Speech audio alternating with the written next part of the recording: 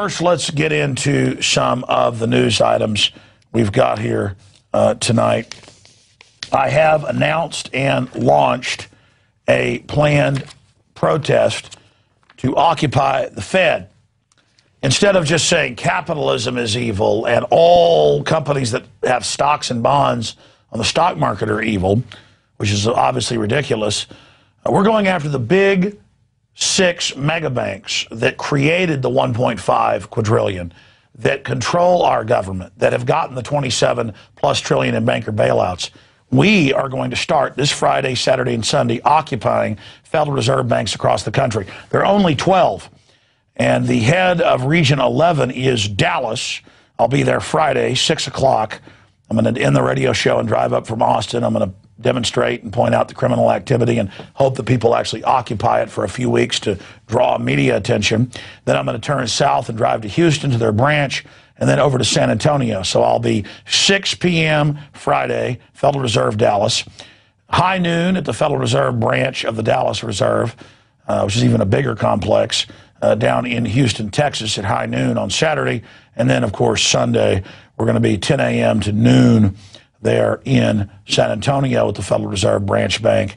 And then as I turn north to drive back to Austin, I'm thinking about going to a Bank of America branch, but they're going to be closed then. So I think on Monday, we're going to go out to a local Bank of America branch who've been caught robo-signing and taking houses that they never even had a deed to and don't own. Houses bought in cash, paid for decades ago. They've been caught stealing them. And so we're going to be also going in and getting in the face of Bank of America here in Austin, Texas. And while we do this, this is leaderless resistance. You need to go out and demonstrate in other areas of the country as well. So Occupy Wall Street protesters are calling for totalitarian government, re-election of Obama.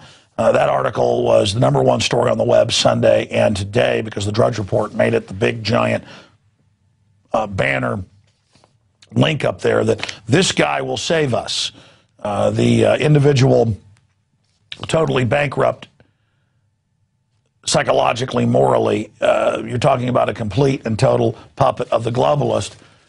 And his answer is further bankrupt America and pay tens of trillions of dollars into the offshore big 6 mega banks. But the good news is Drudge Report and others linked to our story so that that giant fraud has been exposed. Continuing, Paul Watson had another article out today. Occupy Wall Street tax proposal is backed by Wall Street itself and goes through George Soros and the entire setup there. The good news is there was a meeting between Ron Paul, Ralph Nader, and Dennis Kucinich, and they agreed that they need to move towards ending the Fed and going towards the heart of the matter, not just demonizing free market and capitalism that we know is a whole hell of a lot better than what communism has basically delivered to the world. In summation, and we're going to cover it more tonight, but in summation here in the news section, the big mega elite have made their money through government-financed and authorized monopolies and through government welfare and corporate welfare and contracts.